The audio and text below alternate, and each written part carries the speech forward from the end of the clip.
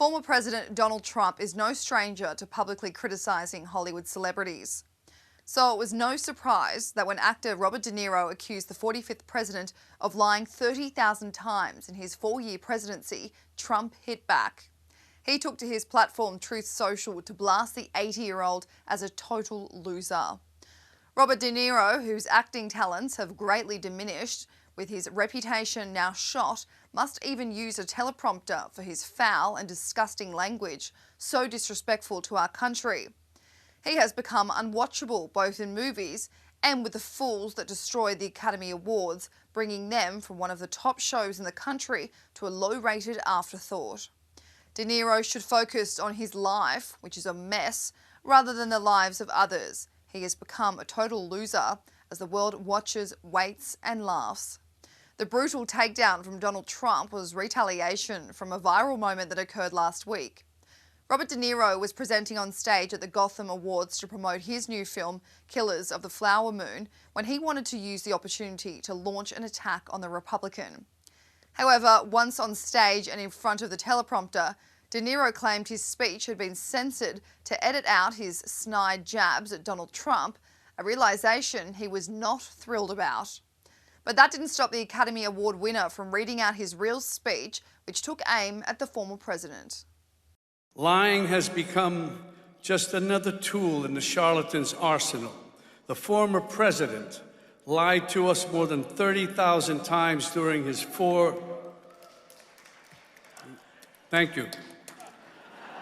years in office. And he's keeping up the pace in his current campaign of retribution. But with all his lies, he can't hide his soul. He attacks the weak, destroys the gifts of nature, and shows disrespect, for example, by using Pocahontas as a slur. But that wasn't the first time Robert De Niro has lashed out at Donald Trump. I'm going to say one thing, F Trump.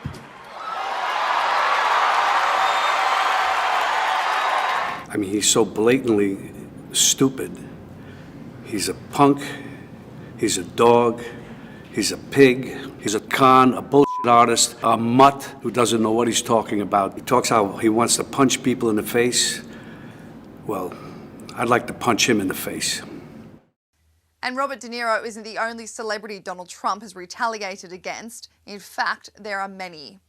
While a majority of past and present presidents might ignore critical social media posts from celebrities, Trump does the opposite. He engages.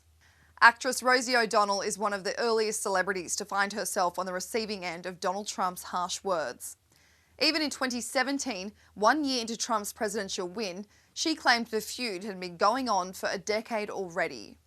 A huge critic of Trump before and after he was elected, O'Donnell lambasted him online and he would hit back, calling her a true loser, saying he felt sorry for her new partner, whose parents are devastated at the thought of their daughter being with Rosie. In July 2014, Donald Trump tweeted, "Rosie is crude, rude, obnoxious and dumb. Other than that, I like her very much." But who could forget this moment from the 2015 Republican debate? You've called women you don't like fat pigs, dogs, slobs, and disgusting animals. Your Twitter account... Only Rosie O'Donnell. No, it wasn't. I don't know if y'all know what happened, but the President of the United States picked a fight with you on Twitter. Randomly. Yeah. Model Chrissy Teigen has been a vocal critic of Donald Trump, prompting a war of words between the two. Teigen publicly praised herself for trolling the former president on Twitter, once commenting, "No one likes you," on one of his posts. In 2015, Donald Trump retweeted a post that called the model a trashy guttermouth woman, and then in his own 2019 post, he wrote that John Legend was boring and that his wife was filthy-mouthed. He wrote that despite having blocked Teigen a few years before, which she wore as a badge of honour after 9 years of hating him. Both Meryl Streep and Kim Kardashian have been labelled overrated by the former president. In January 2017, Meryl Streep condemned the actions of Donald Trump at the Golden Globes. But there was one performance this year that stunned me. It sank its hooks in my heart. It was that moment when the person asking to sit in the most respected seat in our country, imitated a disabled reporter. And this instinct to humiliate, when it's modeled by someone in the public platform, by someone powerful, it filters down into everybody's life because it kind of gives permission for other people to do the same thing. This prompted Trump, who was mere days away from being inaugurated, to take to Twitter. He wrote, "Meryl Streep, one of the most overrated actresses in Hollywood, doesn't know me, but attacked me last night at the Golden Globes." When the ABC's Jonathan Karl's new book suggested Donald Trump needed Kim Kardashian's help to get football players to visit the White House, he rejected the fake news. In the book, he is the world's most overrated celebrity, Kim Kardashian, supposedly telling me that she would leverage her celebrity to get football stars to come to the White House if I would commute the sentences of various prisoners. This story is fake news in that she would be the last person I'd ask to get football players. Actor Alec Baldwin has copped brutal backlash from Donald Trump after the 65-year-old began impersonating the former president in 2016 on Saturday Night Live. Hello, and thank you for coming. I'd like to start by answering the question that's on everyone's mind. Yes, this is real life. This is really happening. In 2018, the impersonation eventually led to a few harsh remarks from the 45th president, who accidentally referred to him as Alex in the process.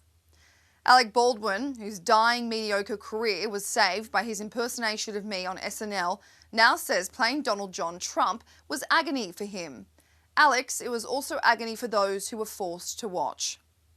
In Donald Trump's book, Letters to Trump, he also labelled Alec Baldwin a psycho and a very sick puppy.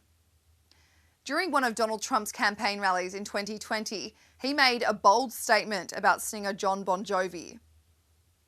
And Jon Bon Jovi, every time I see him, he kisses my ass. Oh, Mr. President. In 2014, Donald Trump bizarrely questioned singer Katy Perry's decision to marry comedian Russell Brand. He tweeted, "Katy, what the hell were you thinking when you married loser Russell Brand? There is a guy who has got nothing going, a waste."